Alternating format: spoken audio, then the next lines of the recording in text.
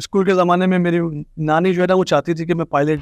मोहम्मद अनवर चिश्ती साबरी मेरे वालिद साहब का नाम है, जो साबरी ब्रदर्स के साथ तबला प्ले करते थे। मैं 1 रुपए की जबकि बात कर रहा हूँ कि जब 50,000 का लियाकताबाद में मकान आ जाता था। आजा जिंदिया तू आ क्यों न जा, मेरे मुन्ने की अखियों में गुन्नी ले जा।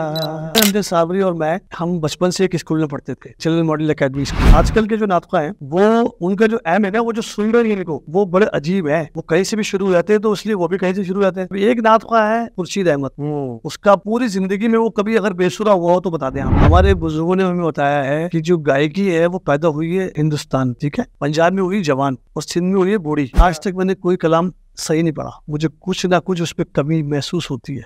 बस ये फिक्र चाहिए। उर्दू बोलने वाले के सामने ज्यादा इंग्लिश बोलना शुरू कर दे आप, वो आपके रोब में आ जाएगा। अगर समझदार नहीं है तो मेरे जैसा है तो मैं उसको मकस को बाग में जाने ना देना, ना आपको खून परवाने का होगा। मशहूर अफजल साबरी और गैर मारूफ अफजल साबरी की जिंदगी में कितना फर्क है? अफजल साबरी जिस कलाम को पढ़ते हुए जिनका विशाल हुआ है, वो कलाम कवाली का नहीं है। वो कवाली में नहीं पढ़ा जाता था, ठीक है ना, तो वो कलाम हम मस्जिद में पढ़ते थे। दिलीप कुमार साहब की वाइफ जो है सायरा बानो, गुलाम फैज साबरी हारमोनियम पे कुछ सुना रहे हैं, पापा जी मेरे तबला बजा रहे हैं। बिलाल मैं तस्वीर दूंगा इस प्रोडक्शन को उनकी ना, तो सायरा बानो मेरे वालिद साहब के लिए चाय पेश कर रही है। अरे तुम लोग गाने की तरह पढ़ते हो। अरे भाई हम सुर में पढ़ रहे हैं, तुम्हें परेशानी हो रही है, तुम भी सीखो। जब हम आँख खोली ना तो लियाकताबाद में गवर्नर साहब आते थे, मिनिस्टर आते थे, पूर्णम इलाहाबादी बैठे हैं, अदीब रायपुरी साहब बैठे हैं। ये तो लोग देखने को भी नसीब नहीं लोगों को। सवाल जो था ना, पीर बनाने की मशीन होता है। आप मुझसे सच सुनना चाहते हैं? हाँ, सच ही तो सुनने के लिए बैठे। बहुत अच्छी महफिलें हो रही है, बहुत बड़ी बड़ी महफिलें हो रही है। ये तो बिल्कुल, ये तो महफिल में से महफिल गायब हो गई है। पूरी रात में से एक आधा लम्हा आता है जब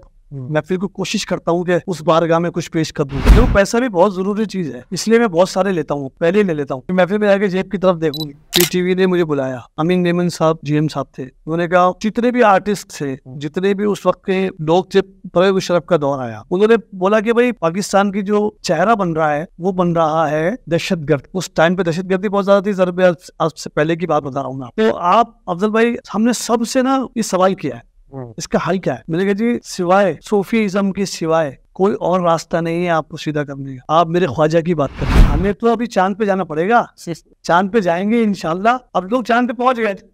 अब हम क्यों बताएं कि हमने क्या तैयारी करी है?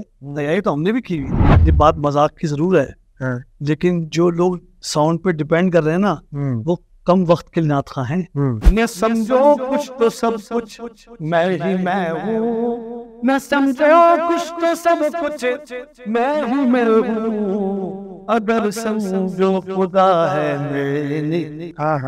हर इंसान अपने आप को खुदा समझ रहा है, वो मालिक समझ रहा है। सिर्फ इस्तेमाल के लिए ये वक्त है हमारे पास, जाना सबको यही हकीकत है।